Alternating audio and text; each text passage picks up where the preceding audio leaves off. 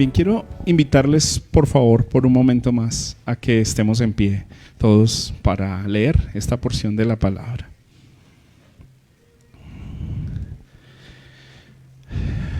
Marcos 9 al 13, vamos a dar lectura.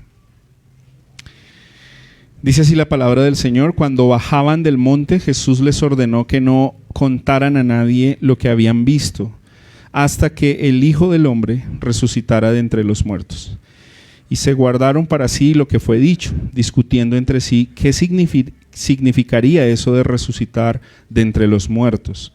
Le preguntaron a Jesús: ¿por qué dicen los escribas que Elías debe venir primero? Es cierto que Elías, al venir primero, restaurará todas las cosas, les dijo. Y sin embargo, ¿cómo está escrito del Hijo del Hombre que ha de padecer mucho y ser despreciado? Pero yo les digo que Elías ya ha venido y le hicieron cuanto quisieron, tal como está escrito de él. Oremos. Señor, gracias por tu bendita palabra. Rogamos, Señor, hables a nuestras vidas en esta mañana, que tu Espíritu Santo traiga luz, iluminación, guianza a nuestro ser y podamos en obediencia aplicar, Señor, obedecer y ser confortados con tu preciosa palabra. Háblanos, Señor, en esta mañana.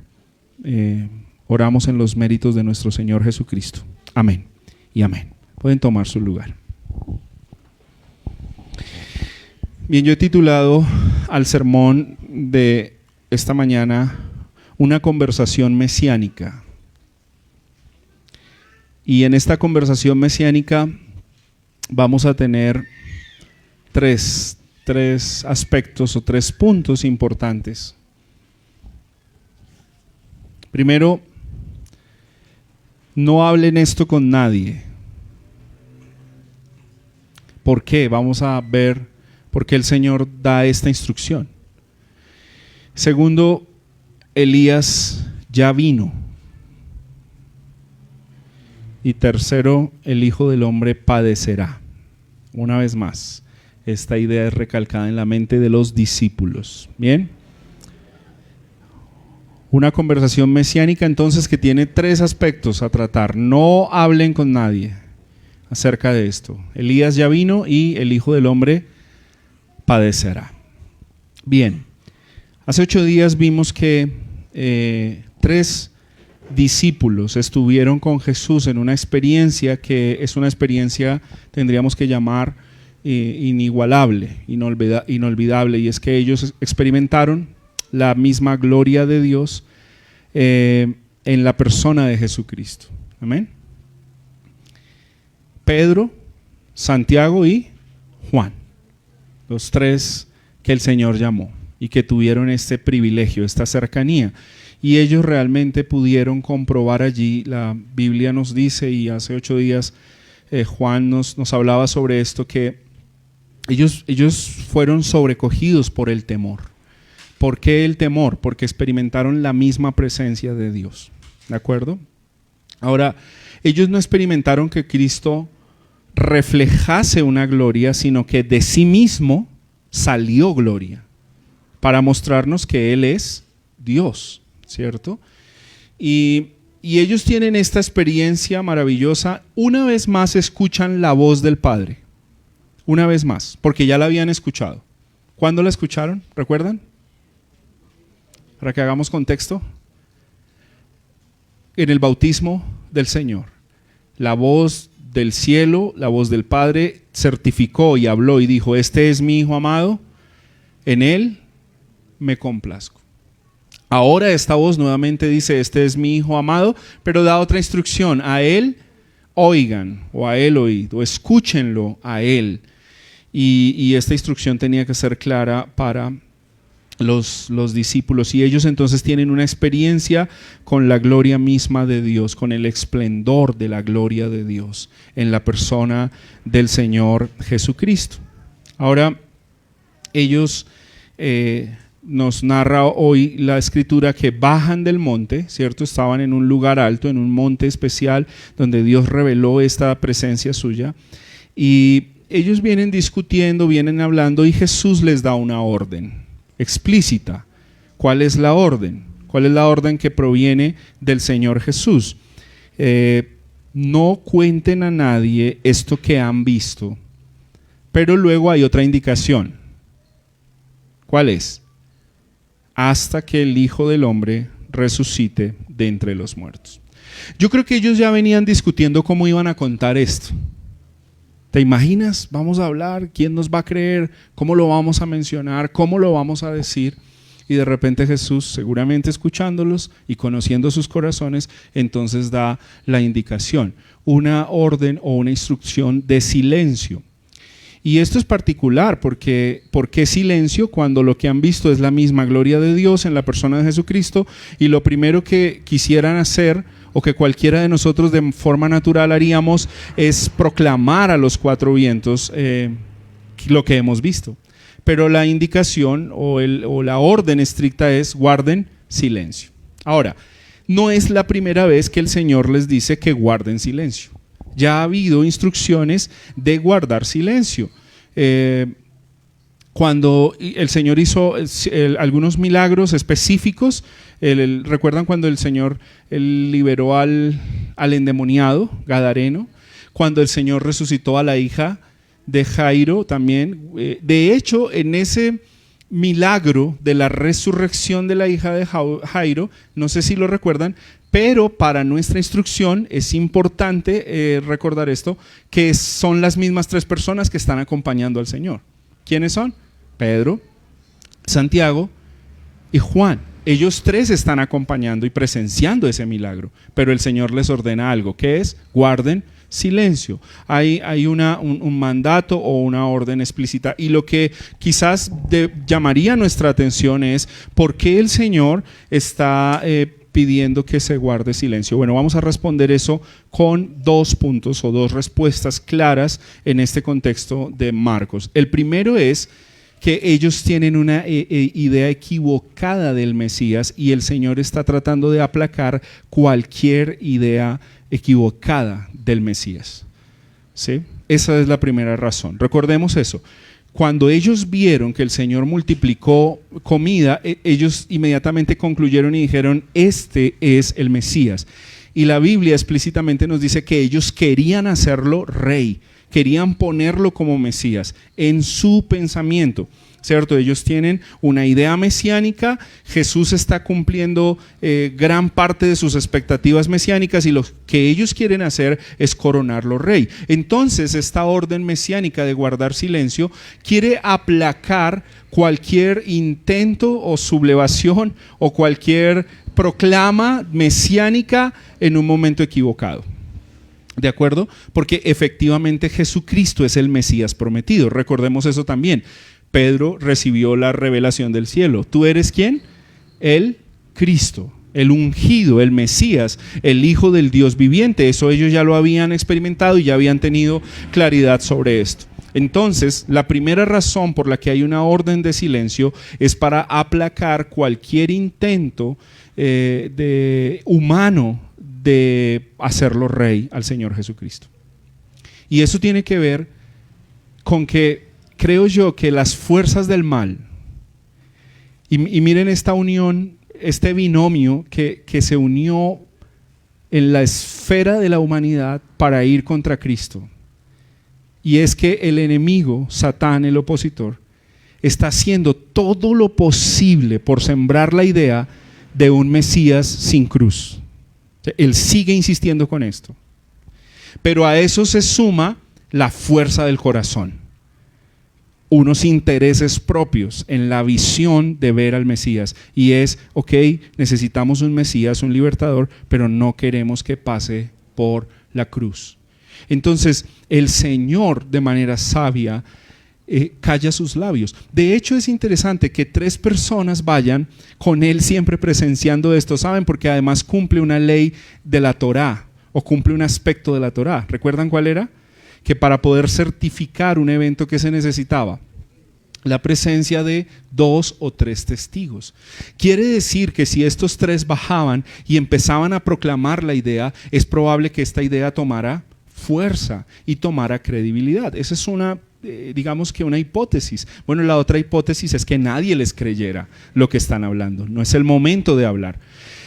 Ahora, la segunda razón por la que el Señor les da este mandato de silencio o de que no hablen con nadie en esta conversación mesiánica es que hay un hasta qué, y el hasta qué es la resurrección. Y hermanos, para nuestra comprensión del Evangelio este aspecto es muy importante, porque la Biblia nos enseña que sin cruz y sin resurrección no habría Evangelio. Entonces el Señor necesita mostrar su obra completa redentiva para que ellos empiecen a proclamar el Evangelio. Por eso hay un hasta qué. Y el hasta qué tiene una agenda, un punto culminante, un clímax específico. ¿Y cuál es ese clímax? La resurrección. Por eso el versículo nos dice o nos cuenta aquí Marcos que ellos deben guardar silencio hasta que el Hijo del Hombre resucite de entre los muertos. Hermanos, ¿por qué menciono que esto es importante para la comprensión del Evangelio? El apóstol Pablo nos habla en Corintios lo siguiente, capítulo 15. Si Cristo no resucitó, vana es nuestra fe. Si no hay resurrección de muertos y si Cristo no resucitó de los muertos y no venció la muerte, hermanos, se cae el estante o la estantería de la estructura religiosa o de la fe cristiana. No habría fe cristiana. En la muerte de Cristo y en la resurrección de Cristo converge absolutamente todo el tema de la ira de Dios, la justicia de Dios y la redención de Dios. Sin cruz y sin resurrección habría un evangelio incompleto. Y es importantísimo esto para nuestra comprensión. Porque ellos podrían hablar de un evangelio, y me gustaría que pensemos en algunas aplicaciones de nuestras iglesias en el mundo. Ellos pudieron haber pensado en un evangelio social, en un evangelio que suple la necesidad temporal del hombre, en un evangelio que cura enfermedades, en un evangelio que suple comida, en un evangelio que alivia del poder político del momento. Pero eso no es el evangelio, o ahí no se condensa en el evangelio. El evangelio es muchísimo más glorioso que eso. Pero ellos tienen y están luchando con esa expectativa. Por eso ellos deben guardar silencio. Y hermanos, ellos deben aprender. Ellos deben aprender y deben esperar y deben ver todo el proceso de la pasión de Cristo, de la muerte de Cristo y de la resurrección del Señor Jesucristo. La Escritura nos va a mostrar más adelante cómo Pedro escribe acerca de esto, y lo vamos a ver en unos minutos, para ver cómo Dios trató en este proceso de que ellos guarden silencio. Pero después el mute se quita, ¿ok? Se quita el silencio. ¿Y qué tienen que hacer? Proclamar. Proclamar. Proclamar a los cuatro vientos que este Cristo crucificado, al que ustedes mataron, Dios lo ha hecho Señor y Cristo, y juzgará a los vivos y a los muertos. Pero ellos deberían pasar el proceso. Ahora, hermanos, veamos esto tan importante. Nosotros hoy tenemos toda esta comprensión. Nosotros hoy tenemos toda esta revelación, pero ellos no. Y los hemos juzgado mal y los hemos acusado en esta serie de predicaciones de Marcos. Más de uno de nosotros ha dicho: Pedro definitivamente me decepcionó, porque el Pedro era el Satas en pintura, porque se opuso a la obra gloriosa de Cristo. ¿Cómo puede ser que Pedro haga esto? Pero es más vergonzoso para nosotros que tenemos toda la comprensión y no proclamamos al Cristo resucitado. Ellos vivieron dos momentos claves para el clímax de entender la obra redentiva. ¿Cuál es? La primera, la resurrección. ¿Cuál es la segunda? El Espíritu Santo venía sobre ellos y los capacitaría, como dice Hechos capítulo 1, versículo 8, para que me sean testigos. Pero ya no solo aquí en Jerusalén. Y esto, que es un secreto guardado, ya no va a ser un secreto guardado, ahora tiene que ser un secreto a voces, un secreto descifrado, un anuncio proclamado a todas las naciones de la tierra. Y me seréis testigos en Jerusalén, Judea, Samaria y hasta los confines de la tierra. Amén. Hermanos, ¿comprendemos la obra perfecta de la cruz y la resurrección de Cristo? Cuando el Señor Jesús tuvo una conversación con Marta, en la antesala de la resurrección de Lázaro, ¿recuerdan esa escena? Lázaro muere, Jesús va allí, él intencionalmente retrasa su llegada y él tiene un propósito mayor. ¿Cuál es? Mostrar la gloria de Dios para que el mundo crea. Pero Marta está decepcionada. Y Marta le dice: Señor, si hubieses llegado antes, mi hermano no hubiese muerto. Y el Señor le dice a Marta: Marta, yo soy la resurrección y la vida. El que cree en mí, aunque esté muerto, vivirá. ¿Y sabes cuál es la pregunta fundamental con la que el Señor Jesús sella esta conversación con Marta? ¿Crees esto? Y yo quiero preguntarte hoy esta misma pregunta. ¿Crees esto? ¿En verdad crees que Cristo resucitó? Porque si tú no crees que Cristo resucitó, estás caminando vanamente. Estás caminando en una fe tuya que no es fe. Porque la fe que nos presenta el Evangelio, completa y concisa, tiene que ver con la muerte y la resurrección de nuestro Señor Jesucristo. Amén. Si Cristo resucitó, ya no hay culpa, hermanos, para nosotros.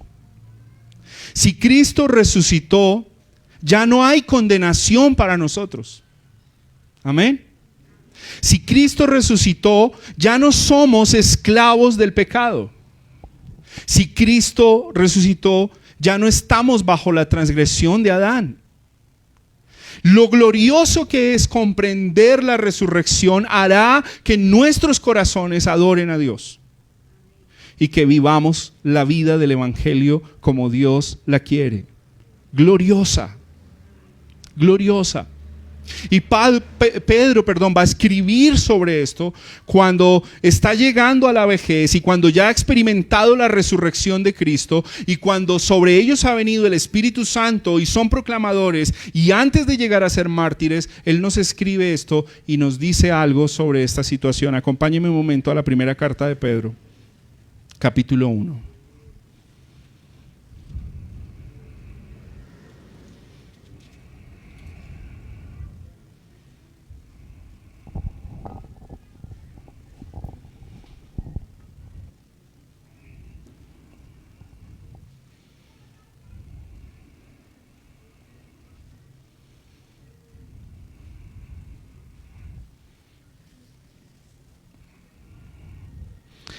Primera de Pedro capítulo 1, versículo 5.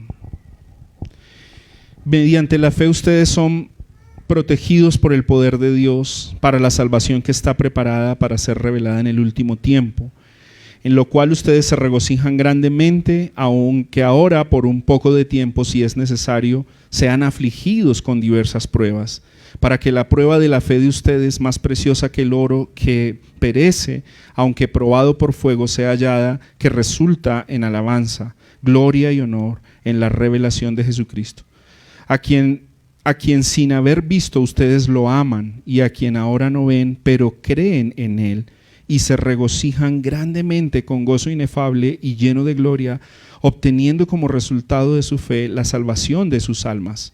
Acerca de esta salvación, los profetas que profetizaron de la gracia que vendría a ustedes, diligentemente inquirieron y averiguaron, procurando saber qué persona o tiempo indicaba el Espíritu de Cristo dentro de ellos, al predecir los sufrimientos de Cristo y las glorias que seguirían. A ellos les fue revelado que no servirían a sí mismos, sino a ustedes en estas cosas que ahora les han sido anunciadas mediante los que predicaron el Evangelio por el Espíritu Santo enviado del cielo, cosas a las cuales los ángeles anhelan mirar. Por tanto, preparen su entendimiento para la acción, sean sobrios en espíritu, pongan su esperanza completamente en la gracia que les traerá en la revelación de Jesucristo. Como hijos obedientes, no se conformen a los deseos que antes tenían en su ignorancia, sino así como aquel que los llamó es santo, así también sean ustedes santos en toda su manera de vivir, porque escrito está: sean santos porque yo soy santo. Y se invocan como Padre aquel que imparcialmente juzga según la obra de cada uno. Condúzcanse con temor durante el tiempo de su peregrinación. Ustedes saben que no fueron redimidos de su vana manera de vivir heredada de sus padres con cosas perecederas como oro o plata, sino con sangre preciosa como de un cordero sin tacha y sin mancha, la sangre de Cristo, porque Él estaba preparado desde antes de la fundación del mundo, pero se ha manifestado en estos últimos tiempos por amor a ustedes. Por medio de Él son creyentes en Dios, que lo resucitó de entre los muertos y le dio gloria, de manera que la fe y esperanza de ustedes sean en Dios. Amén. ¿Qué les parece este Pedro después de unos añitos? ¿Cómo ven a este Pedro? Sean santos, condúzcanse según Cristo, aprecien la obra de la cruz. Ustedes no fueron comprados en una transacción económica, ustedes fueron comprados por la sangre de Cristo. Y lo que hace que ustedes tengan una fe y una esperanza viva en el Evangelio es que Dios los resucitó de los muertos. Y esa es nuestra esperanza. Si Cristo no resucitó, vana es nuestra fe. Hermanos, nosotros tenemos un gran desafío, y es proclamar las virtudes de aquel. Es proclamar al Cristo resucitado. Y es proclamar que Cristo volverá y retornará en gloria, como dice la Escritura, en un caballo, como un general, con espada, y a juzgar a las naciones. Y nosotros somos llamados a proclamar a este Jesucristo. Para nosotros hoy, el tema de la transfiguración, de la muerte y la resurrección no es un secreto. Hay que invertir esta línea de pensamiento. Ya no se nos dice no hablen con nadie. Ahora, ¿qué nos dice el Señor? Proclámenlo a los cuatro vientos. Cristo ha resucitado. Nosotros hemos sido investidos por el poder del Espíritu Santo, tal como los apóstoles, cuando hemos nacido de nuevo por la gracia de Dios y por la obra del Espíritu Santo, para que hagamos esta tarea de no callar, sino de proclamar la obra de la cruz. Hermanos, yo quiero invitarles a que por favor mediten y profundicen acerca de la resurrección de Cristo. Y si ustedes tienen a bien, yo quisiera sugerirles una tarea para esta semana, y es leer primera carta a los Corintios capítulo 15, con detenimiento en casa, con tu familia, léelo. Si quieres, por favor, léelo en diferentes versiones y consúltalo y socialízalo con los tuyos. Pregúntale a tus hijos si entienden qué es la resurrección. Si no lo entienden, explícales, porque es base del cristianismo. Y quieres saber una cosa, cuando nuestros hijos llegan a la universidad, allá no les desafían o no les desmienten diciendo que Cristo existió. De hecho, se van a encontrar con una esfera de la academia que les habla del Cristo histórico. ¿Sabes qué quiere decir eso? que este tal Jesús existió en una etapa de la humanidad, pero que no es quien dijo ser. ¿Y sabes hasta dónde llega la discusión académica con los sabios de este mundo? La discusión académica con ellos llega hasta el viernes que nosotros consideramos o llamamos tradicionalmente Viernes Santo. Y ellos siguen creyendo la línea de mentira que los líderes judíos sobornaron a los soldados romanos y pagaron para que se propagara tal noticia como las fake news de Facebook. ¿Cuál era? ¿La recuerdan? Él no resucitó, sino que su cuerpo fue robado por sus discípulos.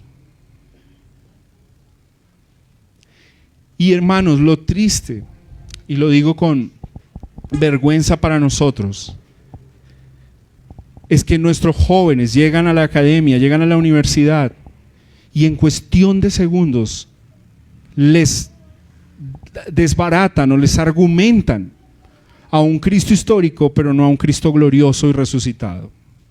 Y una vez más, si Cristo no resucitó, apague y vámonos. Si Cristo no resucitó y nos comprueban que no resucitó, no más culto. Para ciclovía todos los domingos. Cicloruta. ¿Lo mismo? Ciclovía. Gracias. Es más, Sebas a la alcaldía de Bogotá. Si Cristo no resucitó. Pero la Biblia afirma que Cristo resucitó. Y que ellos lo vieron. Y nos lo contaron. Y Pedro nos está diciendo aquí que gloria a Dios. Porque nosotros sin ver hemos creído. Y esa es la obra del Espíritu Santo en nuestros corazones. Amén. Pero la esperanza no se acaba ahí. Porque la Biblia dice que nuestros ojos verán al Hijo del Hombre en las nubes. Glorioso con su esplendor. ¿Anhelas verle? ¿Anhelas su retorno? Hermanos, en la tarea que estoy dejando sobre Corintios 15, y a mí me gustaría que todos en familia la hagamos. Hablemos con nuestros hijos, hablemos con los nuestros. ¿Por qué la muerte ya no tiene un aguijón para nosotros? ¿Por qué la muerte ya no tiene victoria sobre nosotros? Yo sé que el promedio de gente aquí es gente joven, ¿sí? Atrévanse a hablar de la muerte con su cónyuge, con sus hijos, porque la muerte es una realidad, pero hay una realidad superior. Cristo resucitó y la venció. Y eso, como hijos de Dios, debería hacernos enfrentar de una manera diferente la muerte, porque ya está derrotada. ¿Crees esto? ¿Marta o María? ¿Crees esto? Esta es la victoria que Cristo ha dado para nosotros y que resucitaremos y estaremos con Él en gloria. Amén. Segundo punto de la conversación mesiánica. Bueno, y esto los saca a ellos de su idea, porque ellos realmente no es que sean ajenos a la resurrección. Les mencioné que habían visto y habían presenciado la resurrección ¿de quién? De la hija de Jairo. Y de hecho ellos van a meter en la conversación a un tal Elías. Y resulta que hay algo que caracterizó a Elías, que cuando oró por los muertos, ¿qué pasó? Resucitaron. Y ellos tienen un título claro que es el Hijo del Hombre, pero si hay un profeta que habló claramente de la resurrección, fue el mismo que introdujo la idea del Hijo del Hombre. ¿Sí saben quién es? Daniel. Veámoslo, Daniel capítulo 12. Daniel.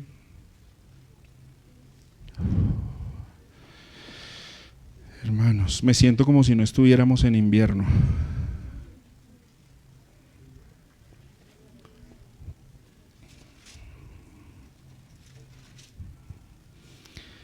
Daniel capítulo 12, una profecía del fin de los tiempos. Versículo 1, en aquel tiempo se levantará Miguel, el gran príncipe que vela sobre los hijos de tu pueblo. Será un tiempo de angustia, cual nunca hubo desde que existiesen las naciones hasta entonces. Y en este tiempo tu pueblo será librado. Todos los que se encuentren inscritos en el libro, y muchos de los que duermen en el polvo de la tierra, ¿qué harán? Despertarán. ¿Unos para qué? Para vida eterna, y otros para ignominia, para afrenta, para el desprecio eterno. Los entendidos brillarán como el resplandor del firmamento, y los que guiaron a muchos a la justicia como las estrellas por toda la eternidad. Es una palabra hermosísima, profética. Ellos en su mente tenían claro que iba a haber resurrección. De hecho, hasta los impíos hablaban de la resurrección. A ver, enlacemos esta idea sin perder el contexto. ¿Qué dijo Herodes cuando escuchó acerca de Jesús y su fama? ¿Qué fue lo que pensó? Que Juan había resucitado. Entonces la pregunta es, ¿por qué ellos tienen tanto conflicto con la muerte y la resurrección de Cristo?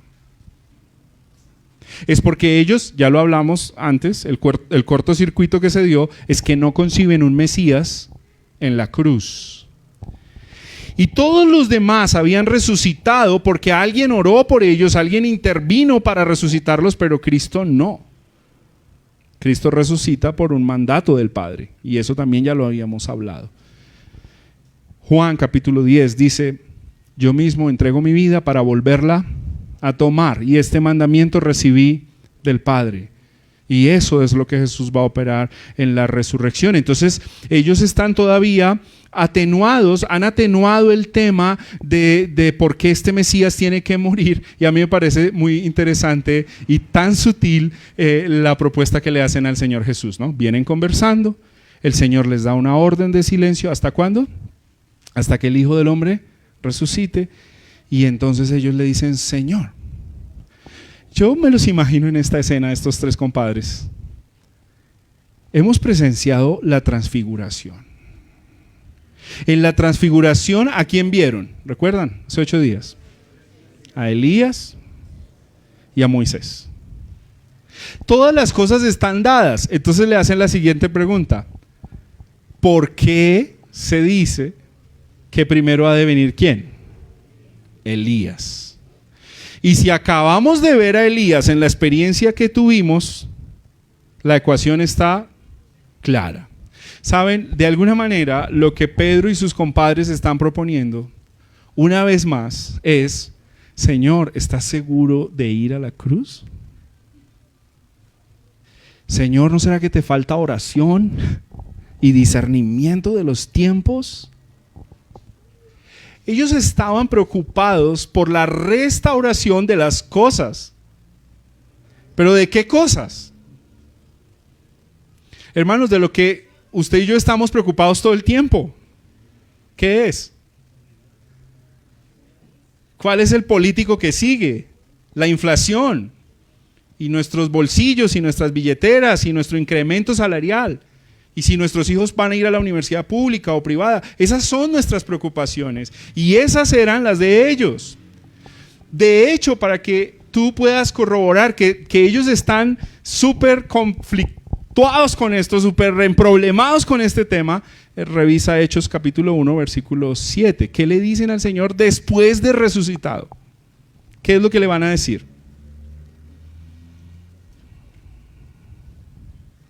Verso 6, perdón.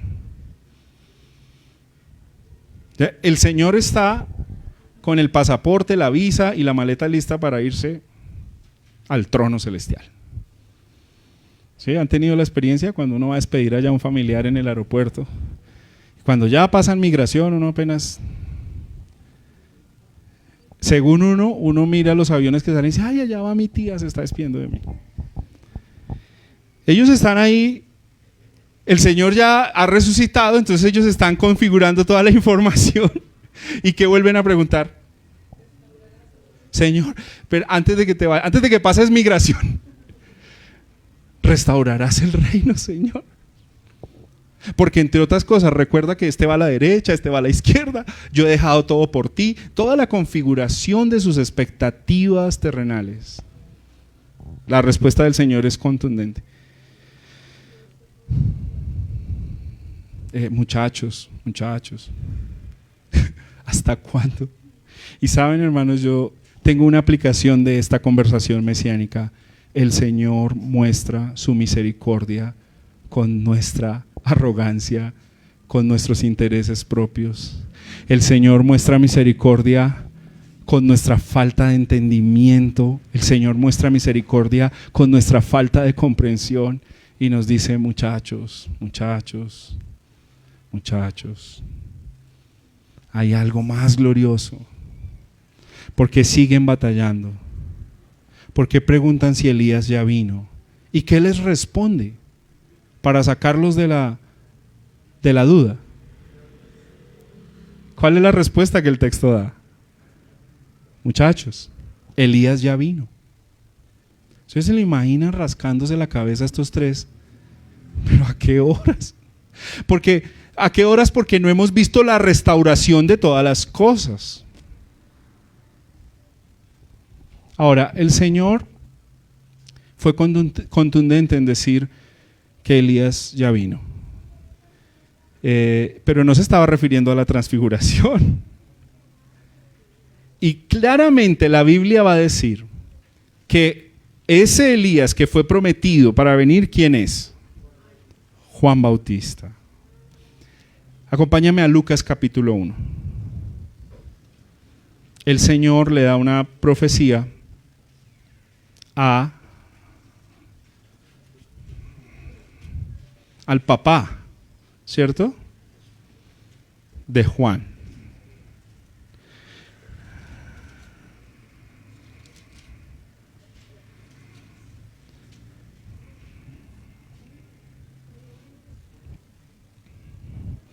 Verso 13 leamos.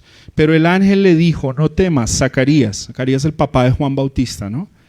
Porque tu petición ha sido oída y tu mujer Elizabeth te dará a luz un hijo y lo llamarás Juan. Tendrás gozo y alegría, y muchos se regocijarán por su nacimiento, porque él será grande delante del Señor. No beberá vino ni licor, y será lleno del Espíritu Santo aún desde el vientre de su madre, y hará volver a muchos de los israelitas al Señor su Dios. Él irá delante del Señor, miren esto, en el espíritu y poder de Elías, para hacer volver el corazón de los padres a los hijos y a los desobedientes a la actitud de los justos, a fin de preparar para el Señor un pueblo bien dispuesto. Amén. ¿Quién es entonces el Elías que había de venir? Juan. No es reencarnación, ¿ok? No existe la reencarnación. ¿Cómo es que es este Elías? Recordemos un momento, hermanos, a Elías. Elías fue un hombre prominente, un profeta de Dios, pero le tocó una época dura en la decadencia de Israel y de Judá, y le tocó profetizar. Una de las cosas que Elías profetizó, eso ustedes lo pueden encontrar allá en Reyes, fue en contra de la idolatría que se había posesionado en el pueblo de Dios. Y recuerde que había algo que caracterizaba esa época: estaba plagado el pueblo de profetas falsos, los profetas de Baal, que adoraban a dioses falsos, y estos desafiaban a Elías, y Elías tuvo un momento difícil, pero hubo algo particular en la digamos, profesión de Elías, en su ministerio, y fue, número uno, evidenciar la gloria de Dios. Recuerde que cayó fuego del cielo y consumió a los falsos profetas. Pero hay otra cosa que evidenció a Elías, y estos tres muchachotes compadres no descifraron, y es que Elías también fue perseguido por denunciar a los falsos profetas. ¿Recuerdan dónde se tuvo que esconder un tiempo? ¿No? Segunda tarea, leer la historia de Elías en el libro de Reyes, hermanos. Él estaba en una cueva asustado porque una mujer lo iba a matar. Bueno, claro que es que no era cualquier joyita Elías, ¿no? Pero por el celo de Dios mató 400 profetas y creía que era el único, y el Señor le recordó que él no era el único, que el Señor tenía más. Pero Elías sufrió la persecución y él estaba atemorizado. Y miren esto tan importante y tan hermoso. Elías tuvo que ser sustentado por la misma presencia, en hebreo, Shekinah de Dios. Elías, yo estoy contigo. Ve y haz tu tarea. Pero ¿qué fue lo que ocurrió en el monte de la transfiguración, amado predicador? ¿Quién apareció? ¿Y qué estaban hablando con Jesús? Lo estaban fortaleciendo para el día de su muerte. No temas. Y hay unas relaciones interesantísimas entre Elías y Juan, ambos pregoneros de la justicia de Dios, ambos perseguidos. Bueno, a Elías no le cortaron la cabeza, pero a Juan sí. Y la Biblia dice que no ha habido profeta más grande que Juan Bautista. ¿Y qué lo hizo grande? Según el Señor, ser el precursor de Cristo, poner la antesala y preparar el corazón, porque tengan certeza de lo siguiente: así como Elías predicó y muchos no se arrepintieron y muchos murieron, el Señor se reservó 7,000.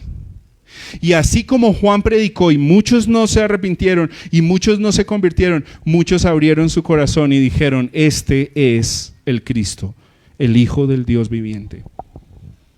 Y esa era su tarea. Y el Señor les está descifrando los códigos y les está diciendo: ustedes están esperando un Elías que restaure cosas políticas, pero no están entendiendo que Elías va a venir a predicar y va a sufrir y va a morir. Pero esa es la antesala de lo mismo que le va a ocurrir ¿a quién? A Cristo. Pero esa es la antesala de lo mismo que le va a ocurrir a Pedro, a Jacobo y a Juan. Recordemos cómo murieron estos tres. Juan, hacia finales del primer siglo, murió exiliado en Patmos, abandonado, pero refugiado en la revelación de Cristo. Y Jesús se acerca otra vez gloriosamente y se revela a él y le dice: Juan, no temas, escribe, haz tu tarea. ¿Cómo murió Jacobo? Jacobo. Hechos capítulo 12, muerto a espada. ¿Por quién? ¿Por quién? Por Herodes. ¿Y cómo murió Pedro? ¿Sabes qué dice la tradición? Que lo tensionaron como en forma de crucifixión. Le dieron la vuelta. ¿Usted se imagina ese tema de toda la sangre bajando hacia su cabeza? Es de una manera de torturarlo, y después lo aserraron por la mitad. Es la forma que murió Pedro. Y quizás anuncia la forma como muchos mártires han muerto en la historia de la iglesia. Pero voy a decirles algo más, hermanos. Anuncia los sufrimientos de la iglesia cuando se decide a contar la obra completa de Dios, que Cristo murió, resucitó y prometió volver. La iglesia de hoy, hermanos, escúchenme, por favor, debe funcionar con el espíritu de Elías y debe proclamar con el espíritu de Juan Bautista, porque nosotros somos precursores del retorno del Señor Jesucristo. Y yo creo, hermanos, que la iglesia de hoy, de nuestros tiempos, ha olvidado hablar del retorno de Cristo y de la resurrección. Estamos muy enfocados en el aquí y en el ahora, en cómo solucionar nuestros problemas. Pero el Señor quiere que estemos capacitados, empoderados con el Espíritu Santo, que fue el mismo que usó a Elías, el mismo que usó a Juan y el mismo que va a usar a la iglesia para seguir pregonando que Cristo volverá Amén. Porque a mí me da la impresión que así como en el primer siglo se hablaba de la venida del Mesías y la gente no creía, hoy hablamos del retorno de Cristo y la gente no cree. La situación no cambia. La situación en ese sentido sigue siendo la misma, pero la gloria del Señor se posa sobre su iglesia para que su iglesia sea capacitada. Y entonces en esta conversación mesiánica concluye el Señor diciéndoles: muchachos, así no quieran y así lo quieran evitar, el Hijo del Hombre padecerá. No puedes evitar el diseño de Dios. No lo puedes evitar. ¿Cuántos de nosotros quisiéramos obviar la cruz? ¿Cuántos de nosotros quisiéramos obviar el padecimiento por Cristo? De hecho, en esa carta de Pedro que leímos ahorita, el capítulo 1, Pedrito le escribe a su amada iglesia y les dice: sufran por Cristo, pero no sufran como malhechores. No sufran por ser sinvergüenzas. No den de qué hablar. Sufran verdaderamente por Cristo. Pero hermanos, hay algo aquí glorioso, y es que así como el Señor fortaleció a Elías, así como el Señor fortaleció a Juan, así como el Señor fortaleció a su Hijo Jesucristo, el Dios de toda gracia y de toda consolación fortalecerá nuestros corazones. Hermanos, yo no sé si sea un profeta con la caña caída, pero yo creo que para la iglesia vienen tiempos de crisis. Y siempre que vienen tiempos de crisis, Dios, ¿saben qué hace? Dios pasa su filtro, Dios pasa su colador, Dios pasa su zaranda, a ver quiénes son sus hijos. Hermanos, yo creo que para la iglesia se avecinan momentos críticos. Cada vez el mundo está presionando para que silenciemos lo que el Señor ya no silenció. Porque Él tuvo su momento para silenciar sobre la resurrección, pero ahora esto no está silenciado. Y esto hará que sigan viniendo momentos de crisis como vinieron sobre Elías y sobre Juan Bautista. Si hacemos nuestra tarea, hermanos, se levantará persecución contra nosotros. Cada vez hay más presión desde lo legislativo, desde la educación, desde los gobiernos, desde los medios de comunicación. Cada vez hay más presión. ¿Sabes para qué? Para que la iglesia se silencie. Se silencie. Ayer en una clase que teníamos, un hermano nos confirmó que el Congreso, la legislación de Colombia ya aprobó que es prohibido como padres corregir a nuestros hijos. Ya es ley. No los puedes corregir. Y creo que nuestro hermano Juanca nos mostró una bitácora de lo que está ocurriendo en los colegios públicos y privados. Y te entregan una lista, ¿cierto? Y te dicen, si tu hijo hace pataleta, estoy parafraseando porque no me acuerdo los 10 mandamientos, Juanca, pero es como si tu hijo hace pataleta, no lo corrijas. ¿Cómo es? Compréndelo. Si él tiene actitudes de rebeldía, compréndelo. Y prontamente estaremos como está ocurriendo en Norteamérica, que a lo primero que le enseñan a un niño al llegar al colegio es que aprenda a marcar al 911 para decir: mi papá me va a pegar o mi mamá me va a tocar. Y entonces llega la policía, llega el FBI y los delincuentes son los papás. Pero yo te pido un favor, revisa, hermano, revisa y haz un panorama a la sociedad norteamericana. ¿Cómo está esta generación? Hermanos, Revisen, por favor, prontamente cómo está la generación de Europa que hace muchos años decidieron sacar las Biblias de los establecimientos educativos. Es más, voy a decirle algo, en muchas iglesias europeas las Biblias tampoco se usan ya. No es solo un tema de la educación. Lo que pasa es que aquí, como América, todo nos llega tarde. Hasta ahora nos está llegando, pero nos llega. ¿Y qué nos va a llegar? Persecución, porque van a querer silenciarnos. Iglesia, es necesario que padezcamos. Muchachos, querían tener una charla mesiánica, una conversación, una tertulia. Pues no hablemos de política. Pero ¿quién será el próximo congresista? Muchachos, no se preocupen. El Hijo del Hombre va a ir a la cruz y no lo van a poder evitar. ¿Y qué nos dice el Señor hoy a nosotros? Muchachos, ustedes se quieren evitar ciertas cosas, pero no.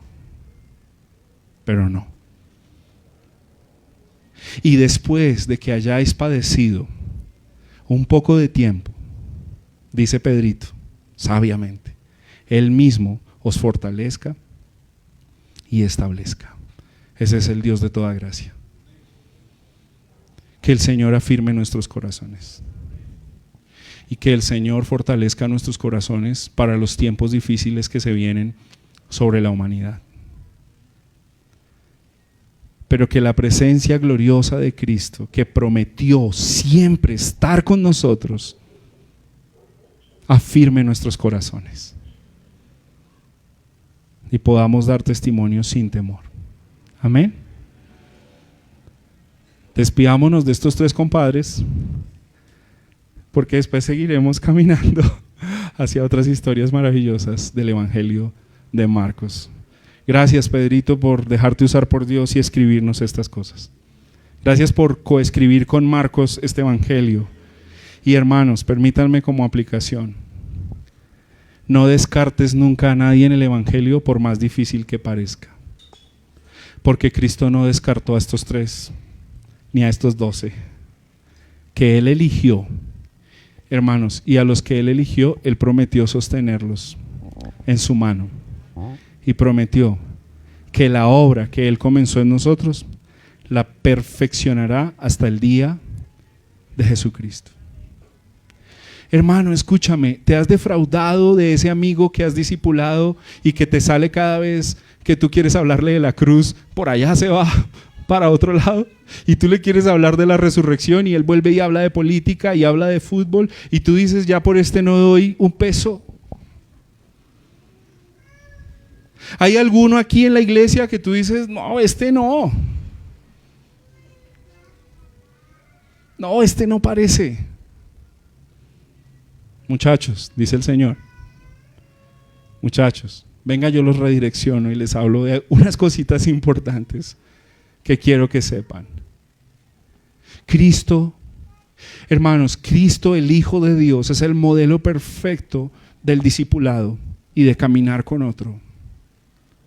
Cristo es el modelo perfecto de mostrar la gloria de Dios y nosotros somos capacitados para mostrar la gloria de Dios a otros.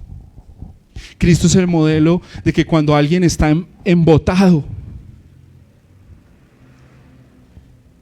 Él se acerca y lo ama. Y le dice, hijito, es necesario padecer. ¿Cuánto, hermanos? ¿Cuánto tenemos que hacer por trabajar con otras personas en el discipulado? A mí impactaba mi corazón esta conversación de estos tres amigos, estos tres compadres. Yo me los imagino peleando, después tomando, ¿qué tomarán allá en Medio Oriente? ¿Té? Permítanme ser tan escueto y tan coloquial, pero es que yo quiero transmitir esa idea. Yo me imagino a Juan entrando donde está sentado Pedro y Santiago y dándole así un calvazo y diciéndole, ¿qué? Entonces, ¿usted cree que va a quedar heredero pues del reino? Deje la molestadera. Pero esos tres reflejan lo que somos tú y yo. Es que yo iba a la iglesia porque yo pensé que Dios me iba a hacer esto y me iba a dar esto. Y el Señor otra vez nos dice, muchachos,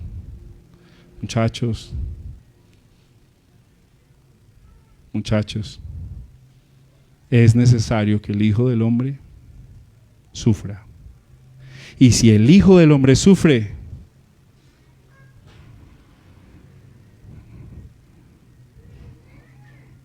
tú vas a sufrir. Si el Hijo del Hombre sufre, yo voy a sufrir. Pero que sea Dios glorificado, porque Él es el que fortalece nuestros corazones. Amén. Estemos en pie, hermanos.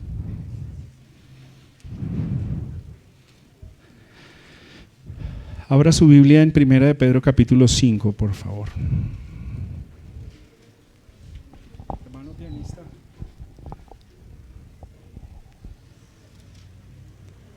Primera de Pedro capítulo 5.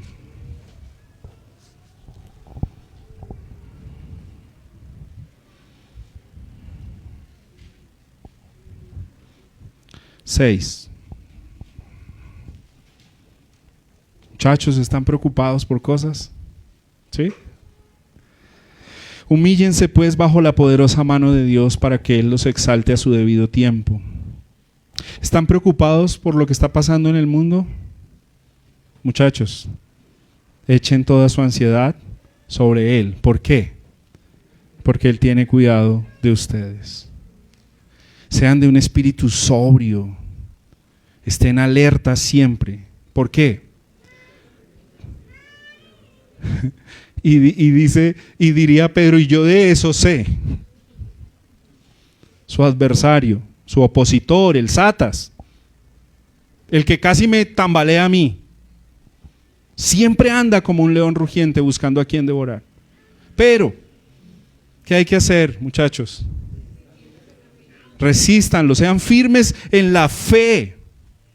Y mira lo que dice, es que tú crees que eres el único que estás pasando dificultad, tú crees pues que Dios se empecinó contigo y que pues te tiene en la mira pues para hacerte sufrir. Mira lo que dice Pedro, muchachos, sabiendo que las mismas experiencias de sufrimiento se van cumpliendo en sus hermanos en todo el mundo. Así que, después que hayan sufrido un poco de tiempo, el Dios de toda gracia, que los llamó a su gloria eterna en Cristo, Él mismo que hará, los perfeccionará. ¿Qué más? Los afirmará. ¿Qué más, hermanos? Los fortalecerá. ¿Y qué más? ¿Crees que hay algo? Hermanos, después de esta conversación, si uno quería argumentarle a Jesús otro profeta más por ahí, Él sabe más de profetas. Ellos creyeron que el que interpretaba mejor eran los escribas y se les olvidaron que Él es el que inspiró la escritura y que Él es el motivo de la escritura. Y entonces lo que el Señor de alguna manera les va a decir es, muchachos, al lugar. Y mira cómo termina aquí Pedro, seguramente recordando esa escena. Hay algo que hacer después que Dios redireccione nuestras expectativas, después de que Dios nos aterrice, nos aplome. ¿Qué dice el versículo 11?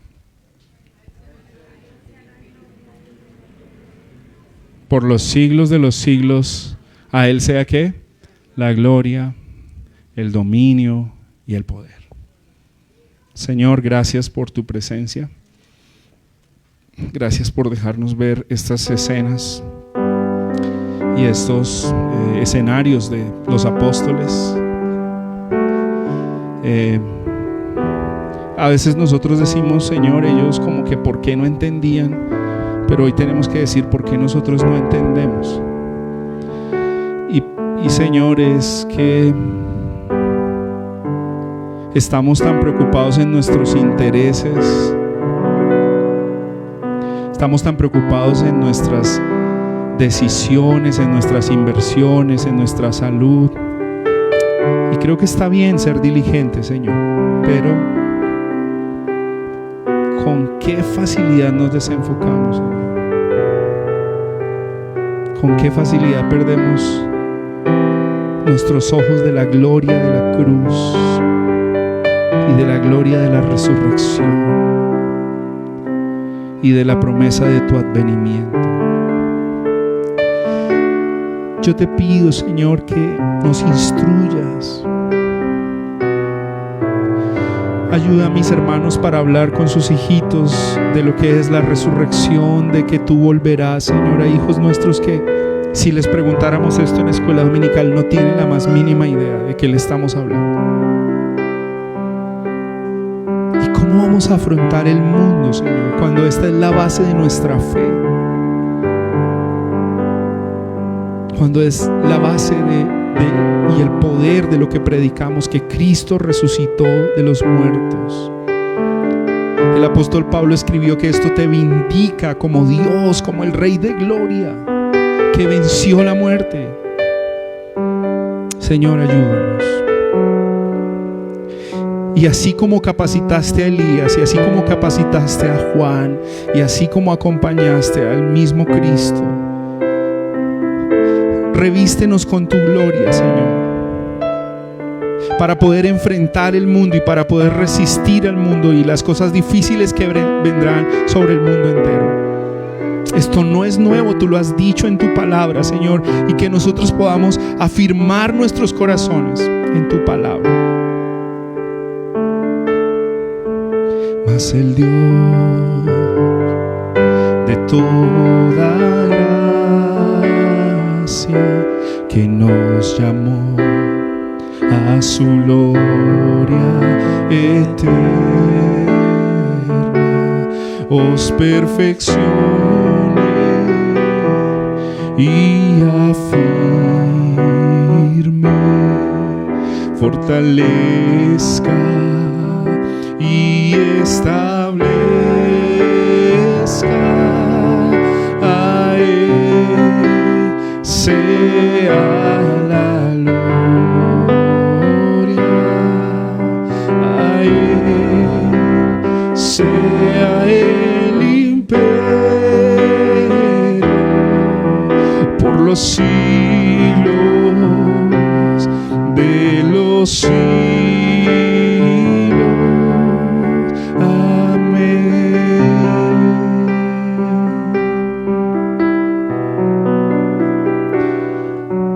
Mas el Dios de toda gracia, que nos llamó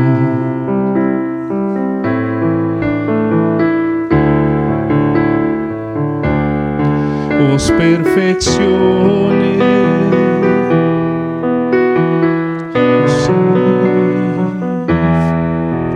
fortalezca y establezca.